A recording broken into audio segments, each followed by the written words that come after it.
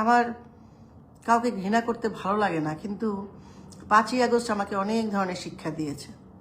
এই যে মানে আবার সেই ফারুকি গ্রুপ, ফারুকি দেখেন আজকে 17-18 বছর ধরে সে সরকারের কাছ থেকে এমন কোনো সুযোগ নেয় নাই, অথচ আমাদের নামে কিচ্ছু বের করতে পারবে না, কিচ্ছু বের করতে পারবে না। যদি একটি টাকাও বের করতে পারে তাহলে আমি বলবো যে ঠিক আছে, আমাকে আপনি শাস্তি দেন। কিন্তু এই ছেলেটা এবং ওর সাথে, এই ছেলে না, এটা বুইরা বদমাইশ, এইটা ওর সাথে আরো 200 জন আছে, ইন্ডাস্ট্রিটাকে শেষ করেছে।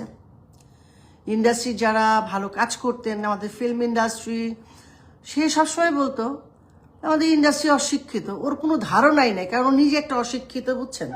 আর সে একটা মানে কি বলবো ওর সম্পর্কে, এত কুৎসিত কথাও বলতে ইচ্ছা করে না। অবশ্য সময় তো আসছে, বলার লোক তো আছে।